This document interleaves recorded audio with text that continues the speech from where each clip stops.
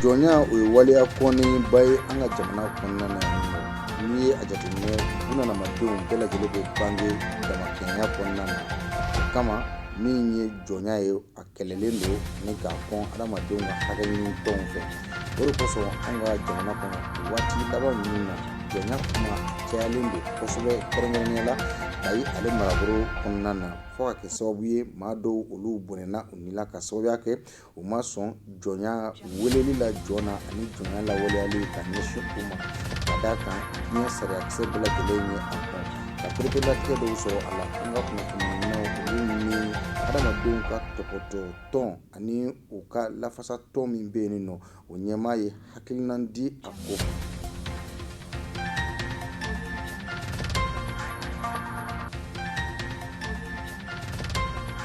Farafinna tilefɛ jamanaw ka fara ɲɔgɔn kan tɔn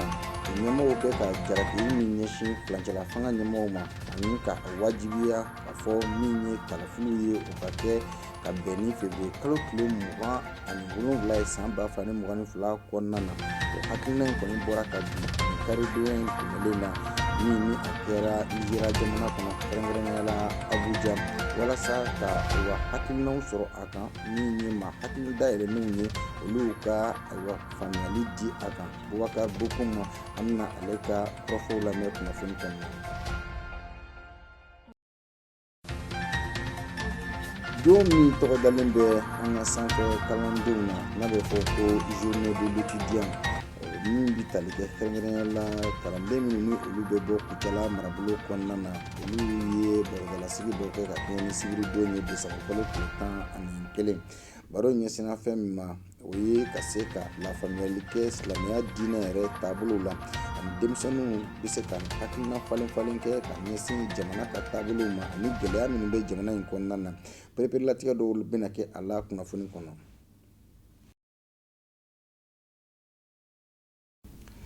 An ka foli bɛ aw ye aw ni ce. Liberté Jabarani ale sugantili la Desanburu kalo tile 2 ale ye don ye diɲɛ kɔnɔ min ni a bɛ ɲɛnamaya ka ɲɛsin jɔnya ale waleya kɛlɛli ma diɲɛ bundaku kan ani farafinnagun sanfɛla la. Min kɔni ye o don ye n'o kɛra barodalasiguw bɛ kɛ bɛɛ lajɛlen bɛ i ka hakilinata di min ye adamadenya yɛrɛ taa ni ka segin ani maninfinw bɛ se ka ɲɛnamaya kɛ hakililatigɛ kɔnɔ cogoya min na ka d'a kan min ye anw ka jamana kɔnɔna ye an ka marabolo min bɛ yen ni o ye Kayi ye. Gɛlɛya caman bɛ yen ka sababuya kɛ jɔnya lawaleyali ye. O kɛra sababu ye maa caman ye degun sɔrɔ o la nka adamadenw ka lafasatɔn ani u ka tɔpɔtɔli tɔn olu bɛ ka wulikajɔ kɛ ka se ka a waleya in kɔn cogoya min na. O de kosɔn o tɔn min bɛ an ka jamana kɔnɔ n'a bɛ wele ko AMDH o ɲɛmaa kɔni ye pereperelatigɛ dɔw kɛ a waleya min ni a bɛ ka kɛ Kayi marabolo kɔnɔ ka se ka kɔnni kɛ ka ɲɛsin a ma cogoya min na walasa ka pereperelatigɛ dɔw sɔrɔ a la.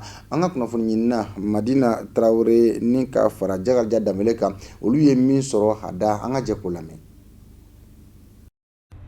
Jɔnya ye wale cɛjuguba ye n'a bɛ ka don ba la Mali kɔnɔna la yan nɔ kɛrɛnkɛrɛnnenya la an ka jamana marabolo fɔlɔ n'o ye Kayikaw fɛ ye. O miiriya kɔnɔna la Maliyɛndenw ye Desanburu kalo tile 2 tɛmɛnen ɲɛnamaya don kɛrɛnkɛrɛnlen min bɛ tali kɛ nin jɔnya wale ninnu kɛlɛli ma diɲɛ kɔnɔna la. Nin don kɔfɛlen ɲɛnamayali kunba dɔ ye ka jɔnya walew kɛlɛ fo ka taa se binkani walew ma. Jakosa furu b'o kɔnɔna la ani denmisɛnnin minnu bɛ jakosa ka t'u bila kɛlɛkɛyɔrɔ la ka marifaw d'u ma k'a sɔrɔ u ni dingɔ tɛ. O de hukumu kɔnɔna la an ka jɛkulu min bɛ yen nɔ n'an sigilen don an ka hakɛw tɔpɔtɔli a n'a matarafali kama. Olu y'a yira k'a fɔ cɛlakaw ani musolakaw ni minnu banna jɔnya wale ma u bɛ nima tɔɔrɔ,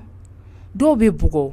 dɔw bɛ gɛn wa dɔw yɛrɛ bɛ jeni fo ka taa saya b'o la. Wa nin kɛwale jugu minnu filɛ nin ye u y'a yira k'a fɔ nin kɛwale jugu in a bɛ ka don ba la kosɛbɛ an fɛ yan nɔ ba Maliba kɔnɔna la. Maître Mokhtar Mariko ni ale ye nin jɛkulu in lafasali tɔn dɔ ɲɛmɔgɔba ye a ye ɲɛfɔli k'an ye. Waleya dɔ bɛ an ka jamana kɔnɔ sisan waleya nin n'aw b'a fɔ a ma ko jɔnya mais jɔnya min yɛrɛ de don n'i taara Kayi fanfɛla la u b'a fɔ ko jɔnden quoi, c'est-à-dire maa min bɔra jɔn na donc o jɔnya sugu de bɛ yen mais i b'a sɔrɔ yɔrɔ dɔw la n'i taara Mali kɔrɔyan fan fɛ i b'a sɔrɔ sisan olu ta o fana ni Kayita in a manifestation tɛ kelen ye kosɛbɛ parce que n'i bɔra Kayi ka taa kɔrɔbɔrɔ jamana na sisan i b'a sɔrɔ minnu bɛ jɔnya ka di olu yɛrɛ ye olu yɛrɛ b'a fɛ a ka fɔ olu ma ko jɔn donc ni seli sera sisan olu bɛ boli ka n'u matigiw nɔfɛ Bamako ani région na o matigiw fana bɛ hali n'u bɛ juru de ta u bɛ juru ta olu fana t'a fɛ a ka fɔ k'olu dɛsɛra ka hɛrɛ kɛ u ka jɔn n'u ka denbaya ye donc o ni Kayita manifestation tɛ kelen ni yɛlɛla fana Mali sanfɛ ka taa Tuaregiw ni arabuw fana ka côté la a jɔnya bilen bɛ o yɔrɔ la parce que minnu bɛ yen n'o bɛ fɔ bɛla olu b'u si kɛ baara la k'a di ninnu ma mɔgɔ jɛman ninnu ma. Maître Mariko a ka kuma kɔnɔna la a y'a yira k'a fɔ ko jamana ɲɛmɔgɔw y'u sen doli min kɛ nin ko in na walasa fu bɛ se ka siri a danna cogo min na o ye hakilisigi koba ye. Jamana kan ka sariya dɔ ta sariya min bɛ nin pratiquew kɔn k'a fɔ waliya min bɛ ka kɛ a man ɲi parce que n'i y'an ka constitution lajɛ an yɛrɛ ka constitution kɔ ko an bɛɛ ka kan différence tɛ maa si ni maliyɛn kelen ni maliyɛn kelen cɛ an bɛɛ de ye maa kelen ye dɔ ka droit ma fisa ni dɔ ta ye dɔ ma fisa ni dɔ ye donc o min b'an ka constitution kɔnɔ o bɛ an ka faamaw permettre u ka sariya ta pour que waliya ninnu bɛ se ka dabila waliya ninnu ka dabila et puis faamaw fana ye wulikajɔ caman k'a la waliya ninnu dabilali kow la mais ka gouvernement ka action fɔ gouvernement wulila yan ka taa yaala surtout mankan min tun kɛra Bafulabe le ministre de la réconciliation ale wulila a ye taama kɛ a taara Yɛlɛmani a taara Ɲono a taara nin kuma de sigi k'a fɔ maliyɛnw ani ɲɔgɔn cɛ an mago tɛ nin ko in na sisan an ka nin ko in dabila an ka ɲɛsin Mali yɛrɛ bɛ bɔ a bɛ wo min kɔnɔ a bɛ bɔ o kɔnɔ an k'o de ɲɛɲini ka taa o sira fɛ o ka fisa ni waleya ninnu ye ni waleya minnu filɛ nin ye a kɔnnen don diɲɛ fan bɛɛ fɛ. A ka kuma kɔnɔna la fana a y'a yira na k'a fɔ jɔnya walew suguya ka ca. N'i taara kɛnɛ nin kan ye problème yɛrɛ de don ni dɔ kumana n'o b'a fɔ ko u bɛ k'a fɔ k'olu de ye jɔtigiw ye n'olu kumana olu b'a fɔ ko jɔnya t'olu bara mais minnu bɛ k'a fɔ k'a bɛ fɔ olu ma ko jɔn n'olu kumana i b'a fɔ ko nin fɛn in a bɛ Mali la yan donc o sama-samali min b'a la pour que k'o ban an bɛ sariya ta n'an ye sariya ta mɔgɔ mɔgɔ yera nin waleya sugu ninnu na i ka ɲagi an bɛ an t'o la fana ka foli fana lase justice ma parce que cas dama dama min sera justice ma u y'olu fana juger jamana bɛɛ de kan k'a bolo di ɲɔgɔn ma an ka nin waleya nin kɛlɛ ka bɔ an ka jamana kɔnɔ parce que waleya ɲuman tɛ taamasere ɲuman tɛ Mali mago tɛ nin na bi n'an ye kɔrɔnfɛla o chauffelen don ka na Segu mara chauffer ni Kayi mara fana nana wuli sisan ko ni mankan de bɛ yen sisan donc o de y'a to an ko faamaw ma u ka wuli ka jɔ u ni association y'u ta kɛ dialogue ko ye faamaw fana u bɛ se ka dialogue sigi yɔrɔ min na ka kuma ni fɔ ka bɛn sigi yɔrɔ min na olu fana ka o waliya société civile ni o ye organisation minnu b'a fɛ ka maaw ka hakɛw ɲini k'a d'u ma u k'olu fana impliquer a la u bɛɛ ka jɛ u ka kuma an ka nin kuma in fɔ k'a ban jɔnyako in ka dabila Mali kɔnɔ.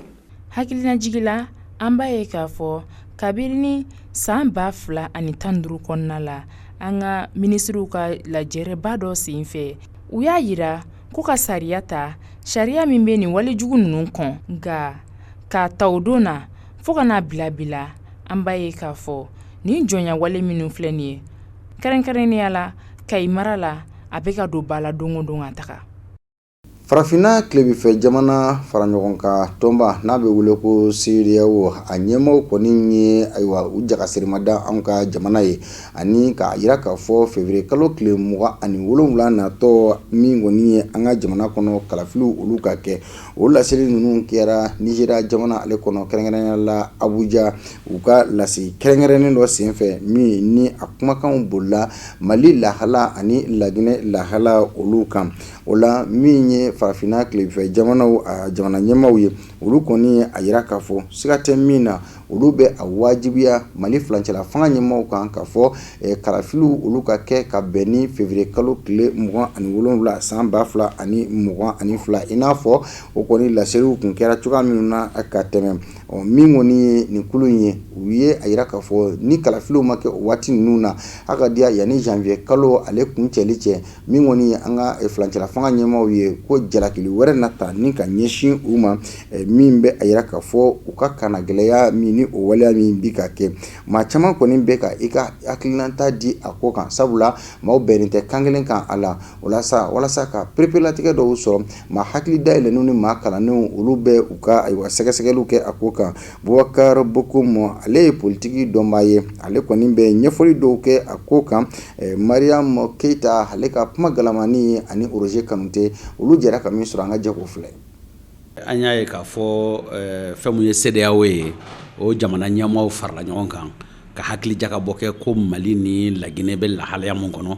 ko lahalaya cɛɲuman tɛ k'a sababu kɛ camancɛ fanga in olu bolo a kan ka ɲɔngiri joona donc u ye hakilina mun sɔrɔ o kɔnɔ ko u ye délai mun fɔ ko Mali k'i teliya joona ko ka o délai in bato o kɔrɔ ko le 27 mun fɔra ko olu ka faamuya la transition bɛ ban o don donc o ye u ka laɲini ye mais yanni o laɲini in cɛ an y'a ye k'a fɔ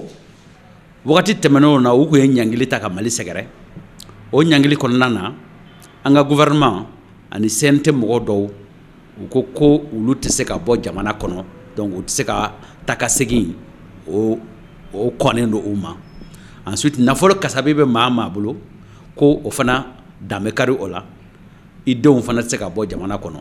i limanaw tɛ se ka bɔ jamana kɔnɔ ka taa ka segin kɛ an y'a ye o la k'a fɔ CEDEAO taabolo kɔnɔna na an b'a bisigi k'a fɔ ɲangili wɛrɛw bɛ sira kan ka na o ɲangiliw ye mun ye o ye nafolo ko kasabi ta fanfɛla ye parce que an bɛ CEDEAO mun kɔnɔ jamana minnu faralen don ɲɔgɔn kan an bɛɛ bɛ CFA de dun o CFA hukumu kɔnɔna na BCEAO de sigilen don o kan o BCEAO in fana o sɛmɛnen don CEDEAO la o fana sɛmɛnen don Faransi ja donc an b'a ye k'a fɔ Faransi de ka laɲini ye ko bi an bɛ taabolo min kan a bɛnnen t'u ma parce que n'i ye jateminɛ kɛ transition ko yɛrɛ tɛ o an bɔra ka kuma mun fɔ Nations Unies la ni o bɛnnen tɛ u ma o de kɛlen don k'u tɔɔrɔ jamana bɛɛ ka yɛrɛma hɔrɔnya b'i bolo i ni dungo i kan ka se k'o kɛ i ka jamana kɔnɔ a tɛ se ka kɛ ko maa wɛrɛ de bɛ na k'a fɔ e ɲɛna i yɛrɛ fa dugu kɔnɔ ko e man ka nin kɛ e man ka kuma Yad fɛ i man ka kuma nin fɛ i man ka kuma Russie fɛ i man ka se ka na ni nin ye o b'a yira k'a fɔ gɛlɛya yɛrɛ bɛ an ka yɛrɛma hɔrɔnya la farafin jamana tɔw u bɛ fara Mali kan u b'u bolo bɔ u bolo donc o bɛ se ka kɛ sababu ye farafinna b'a ka yɛrɛma hɔrɔnya sɔrɔ CEDEAO mɔgɔw ko ka élection kɛ teliya la mais ne yɛrɛ ka faamuya la kalo damadɔni in kɔnɔna na bɛɛ b'a dɔn k'a fɔ élection tɛ se ka kɛ a tɛ se ka kɛ k'a sababu kɛ d'abord fɛn minnu kan ka labɛn ka kɔn élection ɲɛ olu labɛnniw o bɛ gɛlɛya wagati koronnen don a filanan ye mun ye lakanabaliya mun b'an ka jamana kɔnɔ élection tɛ se ka kɛ nin lahalaya in kɔnɔ cogo si la anw b'o dɔn olu yɛrɛ b'o dɔn maintenant ne kun hakili la k'a fɔ jamana ɲɛmaa minnu taara ka sigi n'u ko Mali teriw don n'u ko tɔn don tɔn minnu ni Mali yɛrɛ b'a la ne hakili la hakilimaya la olu kun kan ka se ka bɔ de k'a fɔ an ɲɛna nin fɛɛrɛ in de b'anw bolo ka da aw ma sabula gɛlɛya b'aw ka jamana kɔnɔ nin wagati in na an b'a dɔn k'a fɔ jamana fanba t'aw bolo an b'a dɔn fana k'a fɔ labɛn minnu ni an kun y'a kuma fɔ IBK ka wagati la ni olu ma sira sɔrɔ olu si ma sigi sen kan bi an b'a dɔn olu ye gɛlɛyaw ye mais hakilina kura min bɛ anw bolo ka da aw ma pour que teliyala aw bɛ se ka bɔ nin gɛlɛya in kɔnɔ olu filɛ nin ye mais an m'o mɛn o da an ye fɛn kelen mun mɛn dɔrɔn Asimi i teliya i ka taa ka bɔ yen kuma mun b'o da o y'o ye maintenant i ka taa ka bɔ yen k'a di jɔn ma k'a di cogo di k'a di fɛɛrɛ jumɛn ni hakilina jumɛn kɔnɔ o tɛ fɔ donc anw bolo Mali ka bon o ma Mali ka bon o ma parce que an bɛ kɔlɔlɔ min kɔnɔ bi anw bolo transition ko tɛ n bɛ transition pour la o n bɛ transition contre la o kuma tɛ an bɛ asimi fɛ o an tɛ asimi fɛ o kuma tɛ mais mali yɛrɛ bɛ se ka basigi cogo jumɛn na o hakilina de don. kunnafoni a bɛ kun cɛ ni ayiwa don min ni o kɛrɛnkɛrɛnniyalen bɛ sanfɛ kalandenw olu tɔgɔ la n'a bɛ fɔ ko journée de l'étudiant o kɔni ɲɛnɛmara an ka jamana kɔnɔna na a tako sabanan o la min kɔni ye denmisɛnninnaka minnu ni olu bɛ bɔ kucala kɔnɔna na olu farala ɲɔgɔn kan minnu bɛ kalan na faba kɔnɔna na yan nɔ ni ka barodalasigi dɔ kɛ barodalasigi min senfɛ u ye ɲɛfɔli kɛ ka lafaamuyali dɔw kɛ min ye diinɛ yɛrɛ kɔnɔna ye taabolo minnu bɛ ka sɔrɔ a kɔnɔna na ani k'a ye fɛnɛ ayiwa min ye diinɛ ye gɛlɛya minnu bɛ ka don a la ni denmisɛnninw bɛ don a la ka taa dansago wale minnu kɛ fo ka taa se jamana yɛrɛ a mara bɛ ka kɛ cogoya min na ma u kɔni ye ɲɛfɔli dɔw kɛ o la ani fɛnɛ an ka jamana a bɛ gɛlɛyaba min kɔnɔna na jamana bɛ se ka bɔ o gɛlɛya ninnu kɔnɔ cogoya min na walasa ka se ka perepelatigɛ dɔw sɔrɔ a la Abdul Salam Togola ale de kun ye ayiwa ni sigi yɛrɛ denfa ye ale sɔnna ni ka ɲɛfɔli kɛ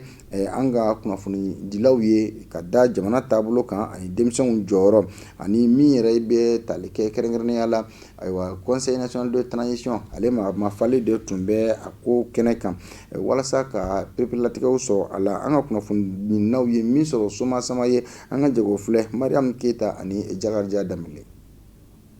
ka kɛɲɛ ni sanfɛ kalandenw tɔgɔladon ɲɛnamayali ye o tako sabanan hokumu kɔnɔna na sanfɛ kalanden minnu bɛ bɔ Kucala marabulon kɔnɔ olu ye kɛnɛ sigi Kucala mara tɔgɔ la walasa ka fara ɲɔgɔnkan sinsin u ni ɲɔgɔn cɛ ani ka hakilina falen kɛ jamana tagabolo kan i n'a fɔ tɔn ɲɛmɔgɔ bɛ a lakale cogo min na Noël Kone. An bɔra ka conférence min kɛ sisan ani an bɛ kɛnɛ min kan bi n'o ye la 3e édition de la journée de l'étudiant Mali étudiants minnu bɛ université la Bamako yan kɛrɛnkɛrɛnnenya la minnu bɔla Kucala ka na université la Bamako olu de ye ɲɔgɔn dalajɛ bi ka se ka journée culturelle dɔ kɛ min bɛ Kucala culture yɛrɛ promouvoir en même temps min bɛ kuma Mali yɛrɛ kɔnɔna gɛlɛyaw kan. N'i y'a ye an ye nin thème in choisi a mɛnna an y'an hakili jagabɔ an y'a ye anw yɛrɛ malidenw ye gɛlɛya min bɛ Mali kɔnɔ bi a gɛlɛya dogolen tɛ mɔgɔ si la an b'a dɔn fana an ye sifinlamɔgɔw de an ye denmisɛnninw de ye hali n'a y'a sɔrɔ ko wari t'an kun k'an ka armée dɛmɛ hali n'a y'a sɔrɔ ko se t'an ye ka taa kɛlɛ kɛ an ka jamana ye an bɛ se ka fɛn kelen min k'an ye jamana ye o de ye ka jamanadenw ladɔnniya gɛlɛya min bɛ jamana kɔnɔ ka ɲɛfɔli k'u ye u bɛ se k'a faamuya cogo min na u k'a dɔn k'a fɔ gɛlɛya in tɛ se ka ban ni maliyɛn bɛɛ ma fara ɲɔgɔn kan k'u bolo di ɲɔgɔn ma donc o kɔnɔna na n'an ye sensibilisation kɛ ni mɔgɔw ye faamuyali kɛ i b'a ye a ka ca la Ala fɛ an b'an ka kɛta ani an ka fɔta dɔn walasa an ka jamana ka se ka taga ɲɛ kɛrɛnkɛrɛnnenya gɛlɛya min bɛ jamana kɔnɔ nin wagati in kɔnɔna na don n'a nataw la a ka d'an ye ka ko kɛ ko min tɛ nin bɛɛ ye ka taa Kucala village kelen-kelenna bɛɛ lajɛlen na ka Kucalakaw ladɔnniya nin kow n'a ɲɔgɔnnaw la. Kulu min bɛ yen n'a bɛ wele ko APDM ni a ɲɛmɔgɔya bɛ Abdul Karim Salam Togola bolo wa nin kɛnɛ in fɛnɛ denfaya tun bɛ a bolo ale ye a ka nisɔndiya yira kosɛbɛ nin don in ɲɛnamaya zanko a tako sabanan ye o de senfɛ a da tura lakanabaliya min bɛ jamana kɔnɔna la o kan kɛrɛnkɛrɛnnenya la jamana camancɛ bolo kan. Bi an bi yan an balimaw an dɔgɔninw n'o ye étudiants minnu bɛ bɔ Kucala ka na Bamako yan minnu ye bac sɔrɔ Kucala ka na Bamako yan n'u bɛ kalan Bamako sanfɛ kalanso la donc olu ka association u ka jɛkulu fana bɛ yen mun b'u bɛɛ fara ɲɔgɔn kan u ka ɲɛnajɛ ye bi u ka journée ye bi u ye mun dabɔ a kama k'u bɛ fara ɲɔgɔn kan ka ɲɛnajɛ dɔw kɛ ka conférences kɛ ka fɛnw k'a la donc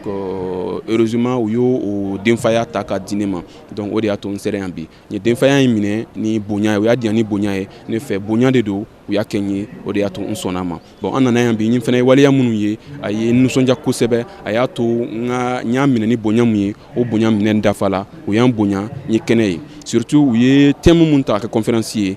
Mali yɛrɛ ka problème bɛ gɛlɛya min b'an ka jamana kɔnɔ bi jamalamɔgɔw olu ka yeta ye mun y'a la ani diinɛmɔgɔw olu ka yeta ye mun y'a la ani ko jamana yɛrɛ sifinw n'o ye jeunesse ye olu n'u dakan ko dakan jumɛn b'u olu ye donc je pense que kuma in a kɔrɔ ka bon. Damele ale ye CNT mɔgɔ ye ale kun ye u ka maama falen welelen kɛnɛ kan Kucala marabolo tɔgɔ la ale fɛnɛ kumana basigibaliya mun bɛ an ka jamana kɔnɔ o lahalayaw kan. Tɔn min filɛ nin ye denmisɛnnin tɔn min filɛ nin ye Kucala région ka denmisɛnnin tɔn don Kucala lakɔlidenw minnu bɛ sanfɛ kalanso la olu de kɛmɛ ka fara ɲɔgɔn kan ka nin tɔn in sigi. A tɔn sigira depuis 99 mais a tɔn sigi ni bi cɛ o bɛ baaraw kɛ san o san. Sigikafɔ belebele min bolodalen don président Assimi Goïta fɛ n'o ye Assise nationale de la refondation ye o bɛ daminɛ bi. Maliyɛn bɛɛ lajɛlen ka fara ɲɔgɔn kan ni bi n'o ye le 11 ye, le 11 samedi le 11 décembre 2021. Maliyɛn bɛɛ lajɛlen ka fara ɲɔgɔn kan ka u da don ni assise la walasa assise bɛ se ka sira sɔrɔ cogo min na. Ka an sɔnni sigi a kan k'a fɔ barosɛn min tun bɛ u bolo ni kɛnɛ tako sabanan in na o ɲɛsinna an ka jamana mara cogoya, diinɛ tagabolo ani jamana yɛrɛ bɛ gɛlɛya minnu kɔnɔ ka taa se sifinnakaw olu ka laɲiniw ma. Hakilina falenfalenw kɛra o de kan. Baara wɛrɛw bolodalen tun bɛ u fɛ nin don in kama, i n'a fɔ dɔnkilidalaw ka taa se kumakɛlaw ma ani dolancilaw. An bɛ se k'a fɔ ko kan bɛɛ a ɲɔgɔnna wɛrɛ ma. Nin de bɛ dan sigi waati in na kunnafoniw na Liberté Télévision ale sanfɛ. Aw ni ce a ka filɛliko ɲuman na, aw k'an bɛn waati wɛrɛ.